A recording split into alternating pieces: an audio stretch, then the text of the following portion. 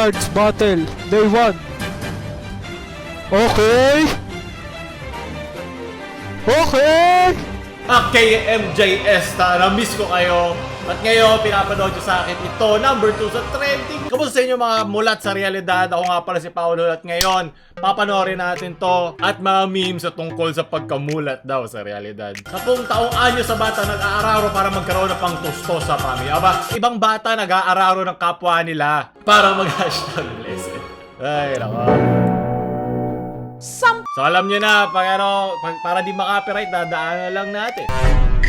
Nakaatang ang pag-aararo at pagsasaka. Iba nagpa-farm sa Mobile Legends lang. Ito tunay na buhay, kaya huwag ka umiyak. Rabanos. Siya Kala si ko Neymar, Labanos yung pangalan ng ano niya kasi 10 mukhang gulang lang. Labanos puti. Nagawa ko pong mag-araro dahil lang sa kanya. Hindi rin niya Sino gusto pero... Nagsasalita yung bata. Anong gawin, ma'am? Ano bang edit yan kay MJS? Gusto ko sana na makasama siya, ma'am. Napapagod na po ako Sino? mag-araro Tatay niya? dahil lang sa kanya. Sino ang away sa'yo? Para kanino niya ba tinitiis ang Pareho pa lahat kami ng suot. pag- Kando. Si Rabanos yung pangalan ng kabayo namin kasi Rabanos yung inararo niya eh. Ala. Okay, laban yun pala, kaya pala. Kala ko kasi puti siya ng laban. Good lang, good, ma'am. Dahil Mabuti na lang, nag-aaral tayo ng Bisaya. Ang kugad kayo, Naiintindihan ma'am, ko to, para kompleto. sa akong pamilya. Murang edad. Naawa rin, kasi batang-bata pa po eh. Yung mga ibang bata, laro lang po ang kanilang iniisip. Anong laro lang? Lagi naman talaga dapat gawin ng bata eh. Alam ko may mga batang masipag o may mga batang mapupunta sa sirkumstansya na kailangan nila magsipag. Pero hindi dapat sila magtrabaho sa ganong edad. Hindi yun normal. Oh, very good kung isa ka sa mga batang maagang nagtrabaho, maagang namulat sa mga responsibilidad sa buhay. Pero hindi mo pa dapat panahon yan. Panahon dapat yan ng mga matatanda sa paligid mo, yung mga magulang mo o mga tumatayong magulang sa'yo. Yun dapat ang para sa. Yun ang natural na agos ng tubig ng buhay. Diba? Sabi nga anong kanta, hayaan mong maglaro ang bata sa araw. Hindi mag-araro sa araw. Turuan na po ako ng aking Hindi ang tatay kasalanan na ng bata, sumakay kasalanan at niya ng mga matatanda mag-control sa sa kanya. paligid. Wala iniisip anong toll nito, anong parusa na to na binibigay sa katawan ng bata. Hindi pa fully formed ang katawan niyan. Baka nga di na lumaki itong batang to eh. Ito ba yung leeg niya, nakadikit na sa braso niya. Nasa growth cycle pa yan eh. Lumalaki pa sila eh. Malambot pa yan mga buto niyan. Samantala, si Lolo Rudy naman ang nag-aani ng mga gulay. Ha? Bakit hindi kayo magpalit ng bata? Hindi naman siya mukhang lolo sa akin. Ito pa nga yung buhok niya. Ala, nagpakulay ba siya ng buhok? Pati sila magpalit. Pati hindi yung bata lang yung pagkuhanin mo nung Labanos. Bakit siya? Okay. Wala pang mga desisyon nila. Medyo Makalipas paleng-paleng ang para ilang sa akin. minuto, Pero sino ba ako, balik di ba? uli sila sa trabaho. Napapansin ko lang. Hindi po ito, ma'am, dati. Sa damo ko na matalim po, ma'am. Ito pa po. Sa akong Yung mga sugat na yan, dapat nakukuha niya sa dadadapa siya kasi yung turumpo niya hindi lumaki o nadapa siya kasi nagpapatintero siya na kayo. Yun dapat yung mga sugat na yan, hindi sugat ng trabaho dapat yan. ulo. Nasa ba yung mga magulang nito?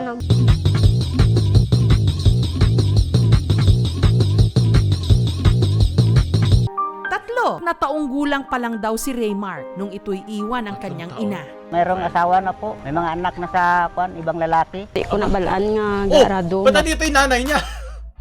Kala ko ba mag-isa lang to? Eh ba inararo ni nanay? Sandali, hindi ko alam na nag-aararo. Ganda-ganda ng open sleeves mo? Hindi mo alam nag-aararo anak mo? Kalokohan to, Annalyn? Bata ko sa ila.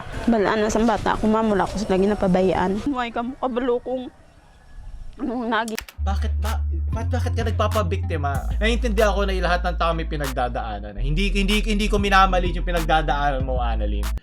Pero bata yan. Hindi pa dapat yan ang pinagdadaanan niya. Gihan ko sa mga bata ko nga wala ko sila naupo, di pila ka years. May mga bagay lang wala nila naintindi. Hindi, they don't owe you anything. Wala silang utang na loob sa mga magulang. Ang mga anak, pag pinanganak, wala silang utang na loob sa mga magulang nila.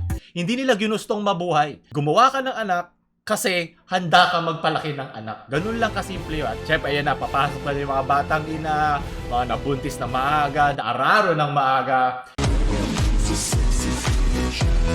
At ayan na, marami ng komplikasyon yan. At masaya ako sa mga single mom, single dads dyan na napapalaki ng mabuti anak nila.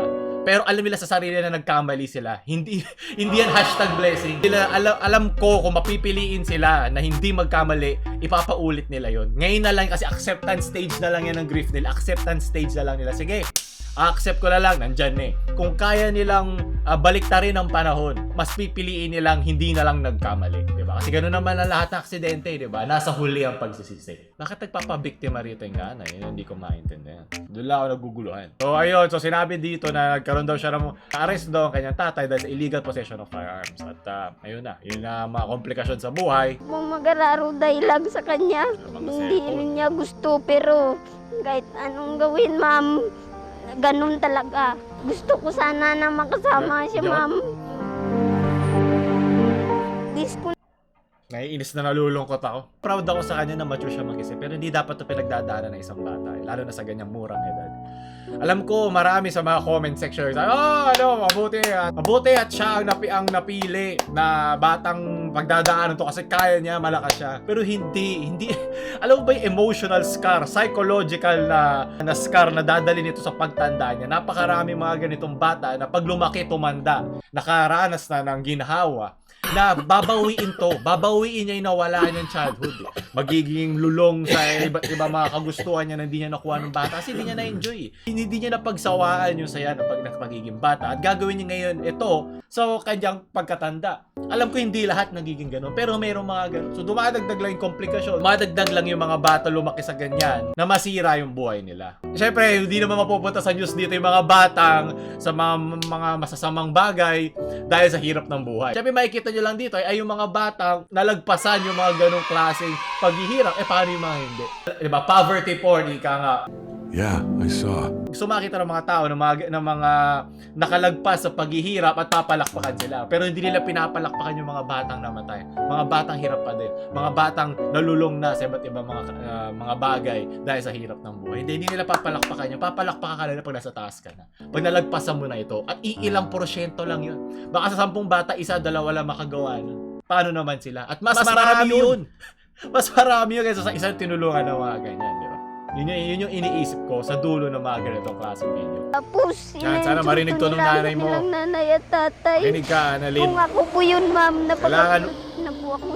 Kailangan ba umiyak ng ganito ang anak mo para gumalaw ka o ewan ko, gumawa kang paraan, ikaw yung matanda eh. Hindi ko alam. Hindi dapat ito pinoproblema ng bata. Swerte ng magulang. Hindi maswerte yung bata, maswerte yung magulang. Kaya as usual, syempre alam nyo na, hindi ko nadadaanan. Binigyan ng mga pang-aral, binigyan ng mga pangkain, fertilizer, mga baboy, kambing. Nainis lang ako na yung mga sa comment section. Yung mga tulad dito, buti po ito, bala na, mula chile na, masipag at madiskarte. Galing kay Kim Leonard. Mali yung ganong klaseng take. Lahat tayo dito masaya na matulungan yung bata. Walang mali doon. Pero yung niro-romanticize mo o binibigyan mo ng entertainment na yung makita yung mga batang ganito na umasenso sa buhay at o makaakyat sa hirap na tuktok na ay mali. Para ka nag-e-enjoy na naghihirap sila. Basta kaya mo. ang baliw ng ganon. Ikaw dapat yung inaararon ni Rabanos eh. Sunod na batang mulat. Lumulutang, oo. Ito magic. Kapisa na tayo nito, Ba? Kikita nyo lumulutang, Magic. It's a prank! Mulat na mulat siya sa mahika. Magaling. Maraming salamat. Sunod. Ano, galing kay AM Rivera. Cards Battle, Day 1. Bataan. Okay. Ito dapat na nilalaro Okay. ng mga bata. Oh, tayo. Ito dapat na iniisip ng mga bata. Bata, diba? Ang rare. Mga rare cards. Ang ace. Pinagtsagaan pala nila edit. Pinagtsagaan nila tong i-print out.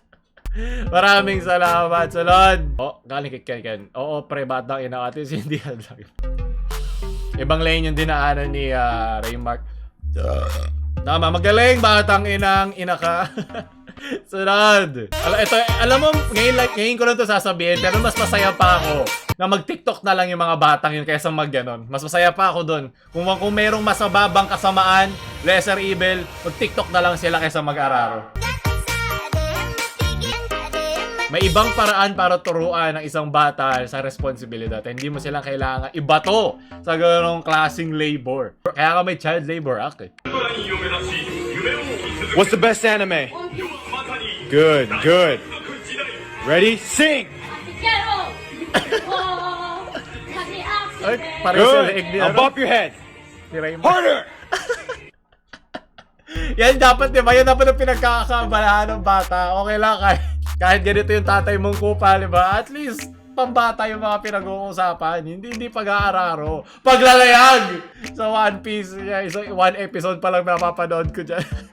Pero alam ko na yan dahil sa memes. Pahingin ng dagdag na kabataan at papanoorin ko ulit. Inubos ng Naruto at Dragon Ball ang aking kabataan. Kailangan ko pala isang kabataan para tapusin ang One Now Piece. bop your head. Yan. Harder! So, ano mas gusto mo? Wala kang tatay o may tatay ka pero ginaganito. Okay na ako dito. Sunod. Definition of win. Galing kay Alvin. Ako, hirap din to si Pepito. Sampali mo ng pera yan, nanay mo. Oh! Kayo, meron na kaming kondo, sarili namin. Diba? Ito lang yung naaalala nyo eh. Ito lang, yan. Pag nandun na sila sa tuktok, pag nalagpasan na nila, paano yung 80% ng mga taong hindi nalagpasan ng paghihirap? Mga hirap pa din, lugmok pa rin, hindi pa tapos yung story nila eh. Isipin mo rin yun. Huwag natin i-normalize ang poverty porn. Huwag kang matutuwa na meron naghihirap. Hindi dapat yan ang basehan. Hindi dapat yan ang standard natin mga Pilipino. Sunod! Happy Mother's Day. Ay, pera ng anak. Bahal sa kuryente. Putang ina mo ka. Kala ko yung akin. Binilang. Ang sweet na nung. Thank you. Sunod. Nanay mo mulat na sa kagaguhan mo, anak. Mga mulat na. Yan. Mulat na sa shot. Kaya responsibilidad mo gumawa ng chaser. Magic sarap. Chango. Ano magic sa di ba tango yun? Ano na? Uy. Ano yan? Anong chef dyan? Ano chef yan? Bullshit. Anong tawag dyan, chef? Wala nang alcohol yan. Para sa bata rin ba to? Ang tagal yan, man. Nalalasa. Sana nag-juice ka na lang. Uy, tangina, nag-aapoy pati kutsara.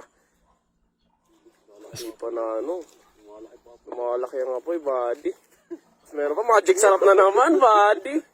Napakaangas. Napakaangas. Okay, wala na. Wala na, tinubigan mo na. Tubig na kayo nilalagyan mo. Buddy. Kanina mo. Anong tawag dyan, buddy? Soup. Pininyang Pininyang pineapple. Magaling. Hindi ka pambulat sa alcohol content yan. Kulang-kulang.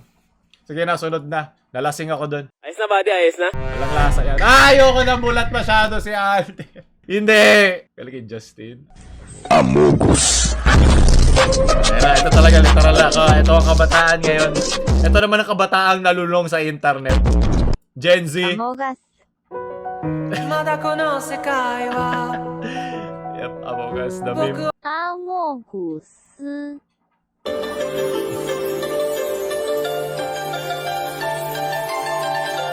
아모거스. Hindi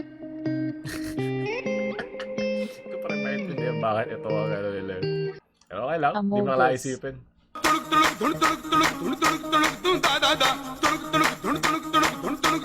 아모구스. Nasa na ang Pilipinas ang tagal! Amogus. Anong stereotype kada bansa? Ano ay stereotype sa Pilipinas? Amogus. Indonesia. Indonesia ba ito? Di ba Thai yan? Okay, Amugos.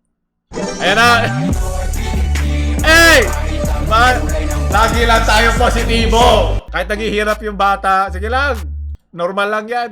Ay, no. Galing kay Justin. Babe, tignan mo pila tanga. Ibang kamulatan to. Hangal ka. Sunod. At ang huling mulat, kawawa naman yung bat. Cancel ko sa Twitter! Yeah, basta mga ganyan, mga isang pangalan tapos nakatakip yung mukha, mga alternative accounts. Diyan lang sila matapang. May isikay ka na lang sa One Piece. wag sa Pilipinas, or wag sa mga magulang na iiwan ka. At doon tatapos na namulat ka ba sa realidad? Sana nagustuhan niyo yan, sana namulat kayo sa mga ganitong bagay. Huwag niyo tayo like, share sa mga mahilig mag-araro yung friends, at huwag niyo ka subscribe.